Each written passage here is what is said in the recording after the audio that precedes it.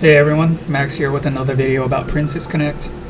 So after the Jita banner on Global is over, the next character that I expect to be released is going to be June, and I think her gacha banner, if everything goes according to my expectations, should be tomorrow. So in this video I'll talk about, what exactly June does and whether you should roll for June. So June is a tank. She tends to tank magic damage better than physical damage, although she is not as specialized a magic tank as Kuka. Meaning, if you were to run June into an all-physical team in Arena, June will last a little longer than Kuka, but not as long as Pudding or Nozomi, for example. June's Union Burst puts up a physical and magical damage absorption shield on herself. And I should explain what a damage absorption shield is, because it's a little bit different from what you've seen in the game so far. So if you've used a character like Yukari, for example, you know that Yukari's Union Burst puts up a magic damage nullification shield on the entire party. And so when the party takes magic damage, that damage just gets nullified up to the amount of the shield. Now, a damage absorption shield, which is what June has, is different. In addition to canceling the damage that's done to June, it will also heal June for the amount that was absorbed by the shield. So you can basically treat damage absorption shields as having basically double the effectiveness of a damage nullification shield. June's first skill is a single target heal for the lowest health character that's close to her. Now you have to be aware there is a range to this heal, unlike the heal from, for example, Yukari, Shizuru, or Maho. In my experience, it'll reach all of the frontline characters and maybe some midline characters, but it's not going to reach any of the backline characters. So if you're using June, for example, with a magic caster or a archer in the back, and they take damage, June will not be able to heal them. June's second skill is a shoulder charge that causes a tiny amount of damage and, more importantly, reduces the physical defense of the target. Due to her heal and her starting stats as a 3-star tank, June's a really good starter tank for new players, especially for clearing story mode maps. She's also widely used on story event bosses, and I recall some of the very early story event bosses can be challenging if you don't have June, meaning that if you use another tank other than June, you might have to do an extra attempt to kill the boss. June's main use, though, is for clan battle, and she's a great tank for clan battle. Although I should say here that, clan battle does not always require a tank.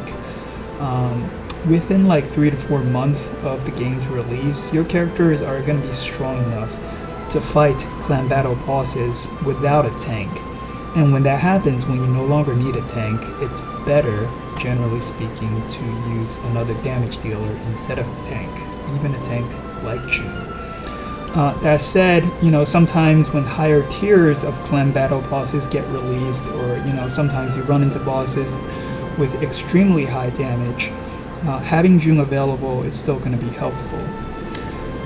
So the reason June is the tank of choice for clan battle has to do with 3 things. First, she has a skill that reduces physical defense, and this is really the most important aspect to it.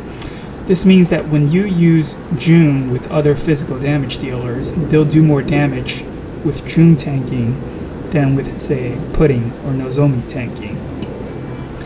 Secondly, June's heal is also helpful to keep your frontline DPS topped up from the AoE damage that's done by clan battle bosses. And virtually every clan battle boss does do some amount of AoE, some more than others. So having June is kind of helpful. Although Nozomi, keep in mind, also has an AoE heal, so that heal is not the most important thing, but it's helpful. Finally, another thing that makes June good for clan battle has to do with her positioning. So she's a tank that stands at the has a very front position, just behind Rima and Pudding, but ahead of everyone else. So This makes Jun's position also ahead of Kaori, who is the strongest physical DPS in clan battle for a very long time. If you ever try to use Kaori with a tank like Pekkaring or Nozomi, for example, you'll notice that Kaori actually stands in front of them, meaning that those tanks cannot effectively protect Kaori. Jun can do so because she stands in front. And of course, the only reason you run a tank in clan battle in the first place is because you need someone to actually protect your damage dealers. Otherwise, you're better off just not running a tank in the first place. So I've talked about story mode and clan battle. There's also PvP. So from my experience, in contrast to her PvE performance, Jun's PvP performance is not really nearly as good. Her main problem is that she's not that tanky, especially for PvP where characters take a lot of damage. She was used for a couple of months in PvP, and I think one of the meta defense compositions after Jun's release was putting Jun, Nozomi, Tamaki, and Maho. That said, this defense composition didn't really last too long, and it pretty much falls off the grid after Ilya's release. And from that point forward, Jun kind of just gradually disappeared from PvP. Only occasionally would you see her used for Princess Arena defense. I personally did not have Jun on my CN account, mainly because I started after the Jun banner was over, but I never really felt the pinch of not having Jun for PvP, so that's just my experience. So should you roll for Jun? And I think there are really like 3 kinds of players that should roll the Jun banner. First kind are new players that just started Princess Connect and have barely rolled a gacha at all. If you don't have like an adequate tank and you're still using a 1-star Pekkaring trying to clear the story mode maps, you can probably feel how painful it is to not have a proper tank. So I think rolling for Jun, if you're that kind of player, is a good choice, because it'll allow you to round out your roster while giving you a chance of getting an excellent starter tank. Or even if you don't get Jun, you might end up rolling, for example, Nozomi or Pudding, and that'll help you with your story mode maps a lot. Second kind are players that are aiming to join a competitive clan for clan battle. Having Jun for the first couple of months of clan battle will make a big difference in your ability to deal damage to bosses, and it will give you a big competitive edge.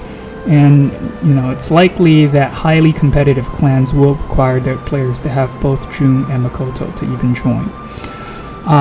Then the third kind are, I think, medium to high spending players. And when I say medium spending players, I mean players that are okay with, for example, spending a couple $100 a month on a gacha game that they play and enjoy.